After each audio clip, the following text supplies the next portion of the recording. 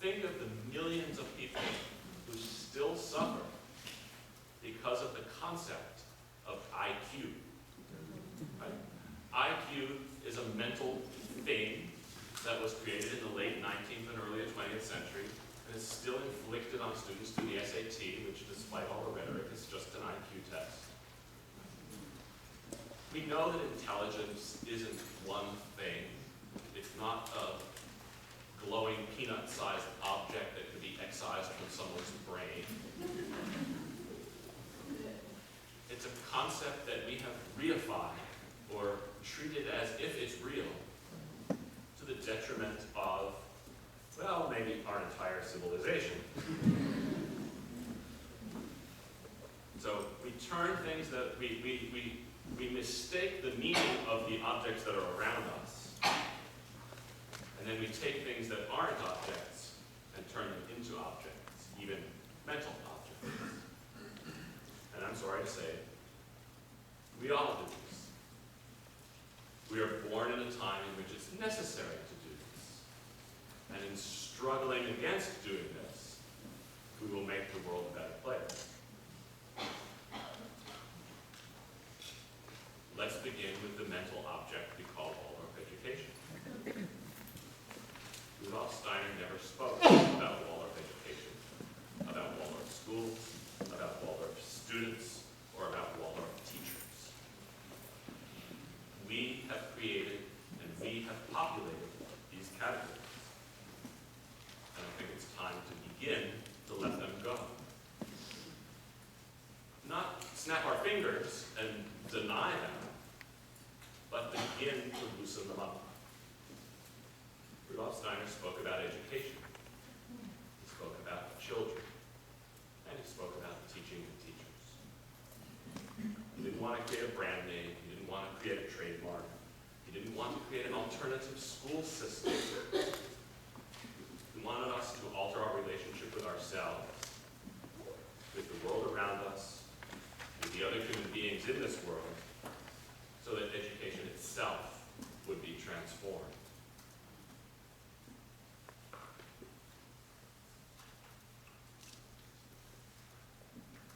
And so, in thinking about our present, I have two lists.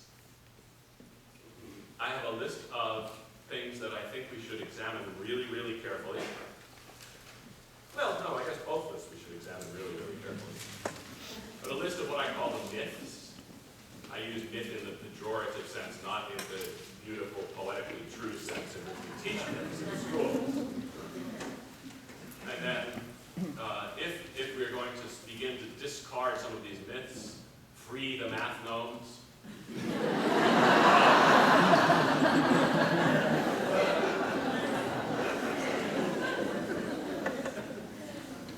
if we're going to begin to discard some of these myths, then we should also focus on what's essential about what we do. So, I'm not going to go into them. In the interest of saving time, you can read about what I have to say and others have to say about them. I'm not going to go into them.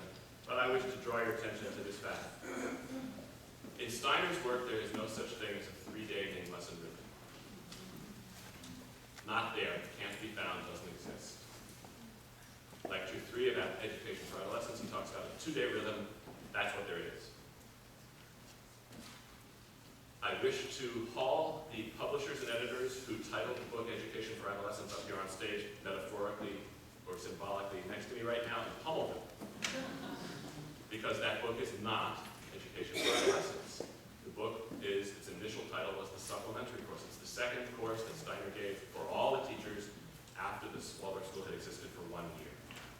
It's an addendum and a correction to Study of Man, Practical Advice for Teachers and Discussions with Teachers. And if you have not been reading it because of its title and you think, well, I teach elementary school, so I know I have to read a book called Education for Adolescents, I urge you to reconsider. And it's in there that most clearly, after 1 year of experience, you will find this statement of the 2-day name lesson. Math gnomes, I've dealt with.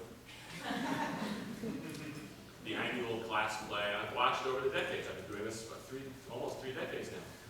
When I started, there was an 8th grade play, there was a senior play, and every once in a while, a class teacher, out of his or her genuine insight into the children that he or she was teaching, would put on a play and invite the parents, and that would be fun.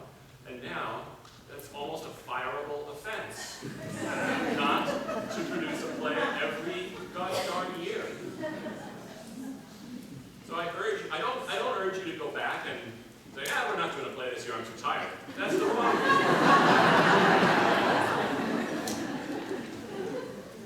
But if you're engaged in a 3-week nature observation with your students and you just don't have the time to do a play, for goodness sake, give yourself a break. What if you had a colleague who didn't paint with children twice a week, year in and year out? And Steiner says, I don't want us to play the game of Steiner says too strongly, because after 3rd grade, you can let the painting go to sleep for a few years if you have more important things to do. And when you revive it in 6th or 7th grade, the students will be stronger for it. How many of you would dare not paint through 4th or 5th grade? Circle time. It's an invention. I believe it was invented in the UK by non-Waldorf teachers. It was imported, I believe, in the late 70s or early 80s. And now, at least with the Association of Waldorf Schools of North America, when, if you're not doing circle time, you're likely to fail your accreditation. I'm being a little bit extreme, but honestly, not too much. When you read what Steiner says about main lesson teaching, there's nothing about circle time. There may be good reasons to do it. The way children arrive at school now, they haven't had a brisk, healthy breakfast and walk to school. There may be good reasons to do it, but don't make it your dogma or your ideology. And I can tell you as a faculty chair, if I walk past a teacher's, if school starts at 8:15 and I walk past a teacher's room at 9:05 and they're still in circle time, I think somebody didn't prepare last night. I may be wrong, but that's